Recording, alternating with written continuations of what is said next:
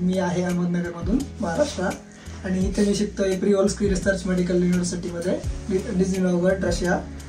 आणि मी 6th मध्ये शिकतोय. आणि मी तुम्हाला इंट्रोड्यूस करून देतो. Akash Dighe 5th year, Vighnesh Kakade 3rd year आणि आर्या पाटील 3rd इयर.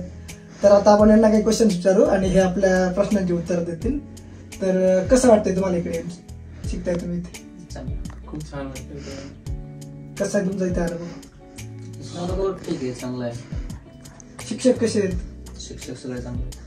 आणि तुम्हाला काही फरक जाणवतो का इंडियन मेडिकल स्टुडंट्स मध्ये आणि तुमच्यामध्ये? जसं की नेहमी म्हटलं जातं की भारतामध्ये किंवा इंडियामध्ये ज्यावेळेस आपण मेडिकल करतो किंवा MBBS करतो त्यावेळेस तिथं आपल्याला खूप सगळी प्रॅक्टिस मिळते, आणि तुम्ही ज्यावेळेस परदेशात येतात त्यावेळेस तुम्हाला परदेशामध्ये कमी प्रॅक्टिस भेटते. पण तसं काही नाही आहे, इथे पण तुम्हाला प्रॅक्टिस मिळते, तिथे पण आहे. ओके. आणि आता विघ्नेश तुझ्याकडे येऊया आपण. तर समजा की तू आलास इथे फर्स्ट टाइम, लोक तुला विचारत असतील की थंडी आहे खूप किंवा वातावरण वेगळे आहे, तर तुझा अनुभव कसा आहे की कसं वाटलं तुला इथं? थंडी कशी त्रास होतो की व्यवस्थित? नाही, म्हणजे ते वेदर सूट झालेलं आहे. म्हणजे इकडचं वातावरण एकदम चांगलं आहे. म्हणजे असं काय स्टार्टिंगला थोडा प्रॉब्लेम होतो, पण नंतर हळूहळू सवय होऊन जाते इथं. तर इथं कोणी म्हणजे राहू शकतं, कोणी येऊ शकतं आणि शिकू शकतं. आता आपण तुझ्याकडे काय वाटतं तुला, इथं रशियन शिकायलाच पाहिजे की इम्पॉर्टंट आहे? कसं वाटतं तुला? रशियात सगळे रशियातली लोक रशियनमध्ये बोलतात. सो 3rd इयर पर्यंत आपल्याला इथे रशियन शिकवली जाते आणि ते चांगली गोष्ट आहे. आपल्याला रशियन पेशंट सोबत आपण म्हणजे बोलू शकतो त्याच्यामुळे. आणि रशियन टीचर पण खूप चांगले आहेत आणि सगळं व्यवस्थित आहे इथे. तुम्ही येऊ शकता, रशिया प्रिफर करू शकता MBBS प्रोग्रामसाठी. ओके. आता आपण येऊया हॉस्टेल्सवरती. हॉस्टेल्स कसे आहेत इन जनरल, की काय वाटतं तुम्हाला? जसं आपल्याला माहिती आहे की आपल्याकडे 3 हॉस्टेल आहेत, 1st, 3rd आणि 5th. ते फॉरेन स्टुडंटसाठी. मी 5th मध्ये राहतो, तुम्ही सगळे 1st मध्ये राहता. तर कसं वाटतं तुम्हाला हॉस्टेल, आणि काही प्रॉब्लेम्स हॉस्टेलमध्ये किंवा सुविधा काय आहेत इथे? हॉस्टेलमध्ये सर्व सुविधा आहेत, काही प्रॉब्लेम्स नाहीत. किचन सेपरेट आहेत, वॉशरूम्स 5 लोकांमध्ये एक आहे. त्याच्यानंतर रूम्स जसं तुम्ही बघू शकता, ही माझी रूम आहे, इथे मी एकटा राहतो. जसं तुम्हाला जे फॅसिलिटी पाहिजे त्या सगळ्या गोष्टी तुम्हाला अवेलेबल आहे. इथून मला जे पाहिजे तसं करू शकतो की माझ्याकडे सर्व गोष्टी आहेत. त्याच्यानंतर आपण जर बघितलं हॉस्टेलमध्ये काही अशी आपल्याला जसं पाहिजे तशी कमतरता नाही आहे तुमच्याकडे. त्याच्यानंतर इथे सर्व प्रकारच्या गोष्टी तुम्हाला पाहायला मिळतील. आणि हॉस्टेलचे रूल्स फॉलो करावे लागतील. आणि इकडं हॉस्टेलमध्ये खूप स्ट्रिक्ट आहे. इथं समज चुकून आग लागली तर लगेच फायर अलार्म वाजतो. तर इथं सेफ आहे, खूप मला प्रॉब्लेम नाही आहे. आणि इथे कपडे धुण्यासाठी लॉन्ड्री पण आहे खाली फर्स्ट फ्लोअरला. सो तिथे तुम्ही लॉन्ड्रीवर कपडे धुवू शकता. आणि तिथे कमांडंट आहे, सो तिला काही प्रॉब्लेम असेल हॉस्टेलबद्दल ते सांगू शकतात, आपल्या रूमबद्दल काही प्रॉब्लेम वगैरे असेल तर. आत्ताच आमची एक फायर ड्रिल झाली. आत्ताच म्हणजे आम्ही बोलत बसलो त्यावेळेस एक अलार्म वाजलेला की तुम्हाला आता बाहेर जायला लागेल, बिकॉज समोर कुठेतरी आग लागलेली. तर त्यामुळे आम्ही सगळे लोक आता फायर ड्रिलसाठी गेलेलो. ऍक्च्युली तर कुठे कुठे आग लागते त्यावेळेस फायर अलार्म्स वाजतात आणि त्यावेळेस आपल्याला सगळ्यांना बाहेर जायला लागतं. त्याच्यामध्ये सगळ्यात महत्त्वाचं म्हणजे ज्यावेळेस कुठेतरी अलार्म वाजतो त्यावेळेस आपल्याला महत्त्वाचं आपले सगळे पासपोर्ट्स, इम्पॉर्टंट डॉक्युमेंट्स वगैरे सगळे घेऊन बाहेर जायला लागते. ते सगळ्यात महत्त्वाचं असतं. तर मग विघ्नेश, ज्यावेळेस तुम्ही इथे आलेले पहिल्यांदा त्यावेळेस तुम्हाला काही डिफिकल्टी झाल्या इथे आल्यानंतर की कसं झालं? सुरू काही डिफिकल्ट काही झालं नाही आहे. सर्व म्हणजे सिनियर्स होते तर सिनियर्समध्ये सर्व इझिली झालेलं आहे. त्यांनी आम्हाला खूप हेल्प केली. इथे असं काय म्हणजे डिफिकल्ट नाही. हळूहळू ते सिनियर आपल्याला शिकवतात कसं राहायचं ते सर्व, आणि आपण इथे ॲडजस्ट होऊन जातो. सगळं शिकवलं. बसमधून ट्रॅव्हल कसं करायचं, क्लासला कसं जायचं, टाइम टेबल कसं हे होतं, सगळं सांगितलं. जसं की आधी आपण बघितलं तू आता आजकाल युट्यूबचे व्हिडिओज वगैरे बनवतो, तुझे स्वतःचे ब्लॉग्स वगैरे बनवतो. तर तुला असं वेगळं काय वाटतं की आपण नेमकी तू स्वतः कशासाठी बनवतो? तुझी एक हॉबी ती बनवण्यामध्ये की हॉबी म्हणू शकता. आणि मी म्हणेन असं की माझा ब्लॉग सगळ्यांनी बघावा इंडियातल्या, म्हणजे नाही झालं त्यांचं फर्स्ट अटेम्प्टमध्ये नीट क्लिअर.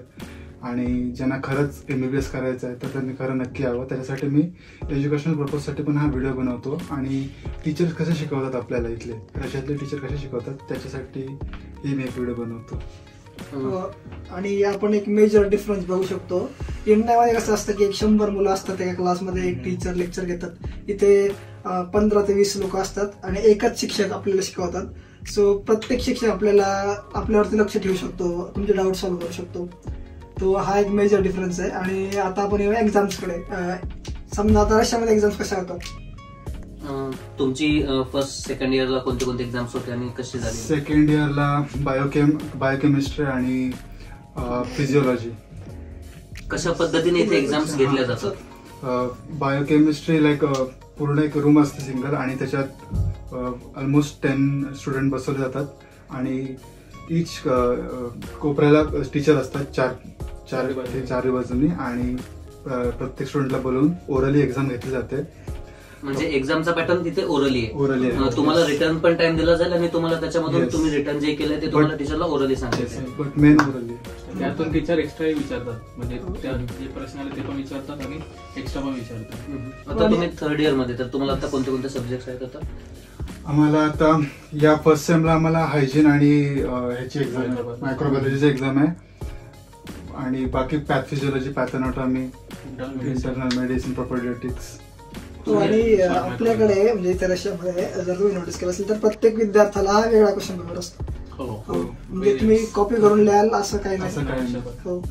आपलं नॉलेज खूप इम्पॉर्टंट आहे. प्रत्येक विद्यार्थ्याला वेगवेगळे व्हेरियंट्स असतात, कार्ड्स असतात, त्या कार्ड्स मध्ये क्वेश्चन्स असतात. त्या क्वेश्चनच्या हिशोबाने आपण ते तिथे लिहायचं आणि टीचरकडे जाऊन ओरल. तुम्ही ज्यावेळेस हॉस्पिटल्सला जातात तर कशा पद्धतीने तुम्हाला तिथं एक रिस्पेक्ट पण मिळते आणि कशा पद्धतीने तुम्ही तिथे पेशंट सोबत बोलतात? जसं की तुम्ही काय तुमचे एक्सपिरियन्स सांगू शकता? पेशंट असं आहे की प्रत्येक स्टुडंटला एक इंडिव्हिज्युअल पेशंट दिला जातो. ही खूप गोष्ट चांगली आहे रशियामध्ये की प्रॅक्टिकल एक्सपोजर आपल्याला खूप चांगला भेटतो इथे. सो तुझा एखादा एक्सपिरियन्स मे बी तुझं?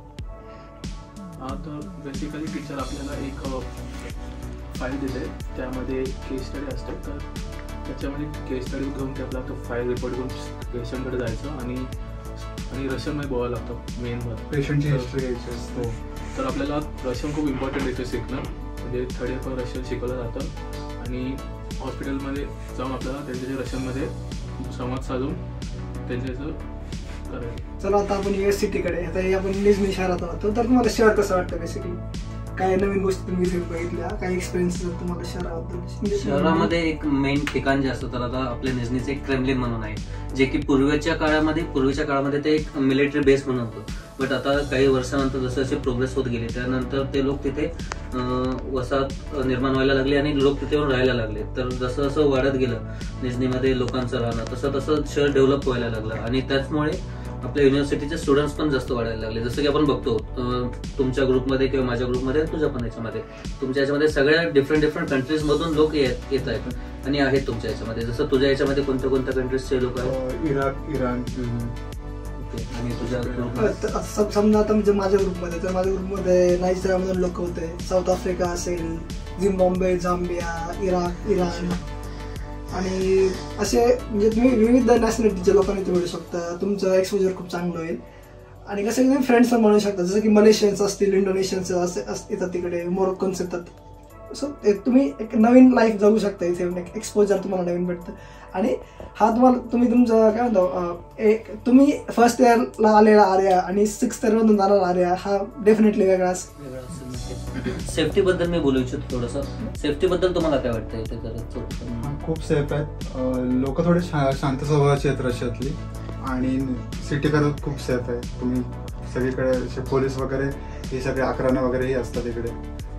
जर इथे एखाद्या वेळेस कोणती मेडिकल इमर्जन्सी कधी उद्भवली तर त्यावेळेस तुम्ही कधी त्याच्याशी काही सामना केलाय? कधी समजा तुम्हाला कोणी आजारी आहे किंवा कधी रोडवर काय ऍक्सिडेंट झालाय तर त्यासाठी तुम्ही कधी काय असे एक्सपिरियन्स केलाय कोणत्या गोष्टी?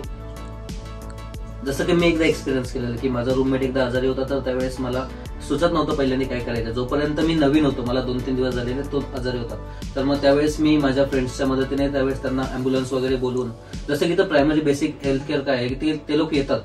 आपण एकदा फोन केला की विदिन 5 to 7 मिनिट्स ते लोक ॲम्ब्युलन्समध्ये येतात. ते बघतात की पेशंटला आपण इथे घरी ट्रीट करू शकत असेल तर घरी ट्रीट, नसेल तर ते आपण हॉस्पिटलला पाठवतात. त्यासाठी आपल्याला एक हेल्थ इन्शुरन्स कार्ड दिला जातो. त्याच्यावर आपण कॉन्टॅक्ट करून ॲम्ब्युलन्सला बोलून घेऊ शकतो आणि पेशंटला आपण हॉस्पिटलला नेऊ शकतो, आपल्या मित्र वगैरे असेल त्याला. सो हेल्थची काही इश्यू नाही येते.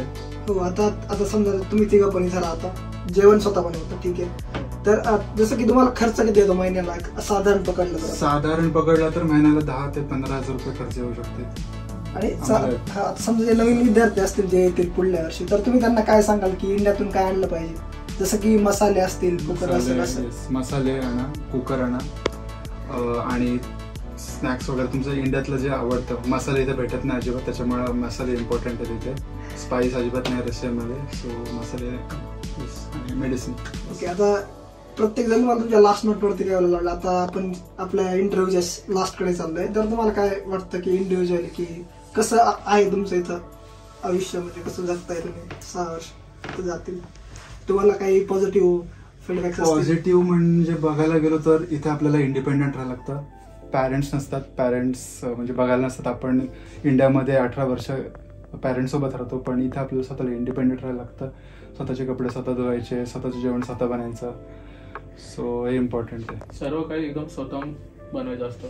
म्हणजे इथं आपण एक वेगळी लाईफस्टाईल जगतो. म्हणजे जे इंडियामध्ये ते आपण पॅरेंट्सवर डिपेंडवर जगतो, पण इथं आपल्याला सर्व काही स्वतःहून, म्हणजे इथं पॅरेंट्स नाहीत, तर आपल्याला सर्व स्वतःहून शिकून सर्व करावं लागतं. तुम्हाला अभ्यास तर करायलाच लागेल जर तुम्ही इथं आलाय. सो एक महत्वाची गोष्ट म्हणजे सगळे लोक म्हणतात की इथून ग्रॅज्युएट झाल्यानंतर इंडियाला जी परीक्षा असते, म्हणजे तिला फॉरेन मेडिकल ग्रॅज्युएट एक्झाम्स असं म्हणतात, काही वर्षानंतर तिचंच रूपांतर नेक्स्ट मध्ये होणार आहे. तर तुम्हाला त्याच्याबद्दल काय वाटतं की तुम्ही त्यानुसार अभ्यास करत आहात आता, आणि काही काही वेगळे प्लॅटफॉर्म्स असे आहेत की जसं आम्ही दोघं, याच्याकडे मॅरो आहे, माझ्याकडे प्रिप्लाडर आहे, किंवा बरेच काही वेगळे प्लॅटफॉर्म्स आहेत, तर तुम्ही त्याच्यामधून काही कशामधून अभ्यास करत आहात आणि ते कितीपट तुम्हाला हेल्पफुल आहे? हेल्पफुल खूप आहे, हेल्पफुल आहे. प्रिप्लायडरचं सबस्क्रिप्शन घेतलंय आणि त्याच्यातल्या व्हिडिओज आणि नोट्सचा अभ्यास करतो. लाईक पर्टिक्युलरली आता क्लासमध्ये जे शिकवतात ते व्हिडिओ बघतो आणि त्याचे नोट्स बघतो. आणि जसं की त्या परीक्षेच्या दृष्टिकोनातून तुझा त्या परीक्षेसाठी तुझा त्या पद्धतीने अभ्यास सुरू आहे. Yes, daily basis MCQ solve करायचं वगैरे सगळं. तुम्हाला काय वाटतं, जे लोक बोलतात की तिकडची एक्झाम खूप टफ आहे, तसं तुम्हाला वाटतंय की जर तुम्ही इथं रोज अभ्यास करता तर तुम्हाला तिकडची परीक्षा टफ वाटते? नाही. तुम्ही इथून पुढे येणाऱ्या न्यू कमर्स किंवा न्यू बॅचमेट साठी तुम्ही काय सांगू इच्छिता? एवढंच आहे की इथं खूप थंडी आहे आणि स्वतःला इंडिपेंडेंट राखतं. पॅरेंट्सची आठवण येईल आपल्याला खूप. पण जर आपल्याला MBBS डिग्री पाहिजेच, हमारी वो ख्वाहिश है कि हमें MBBS डिग्री चाहिए, तर तुम्हाला कुछ पाने के लिए तुम्हें कुछ कुछ करना करना पडेगा. चला आता आपण या नोटवर त्या इंटरव्ह्यू संपू. वन मोर थिंग, कन्सल्टन्सी के बारे में क्या, कन्सल्टन्सीच्या बद्दल तुम्ही काय सांगू शकता? तुम्ही कशी प्रोसेस कशी स्टार्ट केलेली, आणि तुम्ही इथं कोणातून ऍडमिशन घेतलं, आणि तुम्हाला सगळ्या याच्यामध्ये काही अडचणी आल्या का? तर तुम्हाला याच्यामध्ये डॉक्टर सिद्धार्थ असतील, त्यांचे पॅरेंट्स आणि other consultancies from which we केम.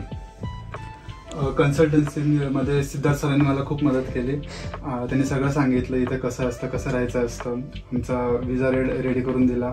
आधी पासपोर्ट बनायला लागलं, नंतर मग विजा प्रोसेस सुरू झाली.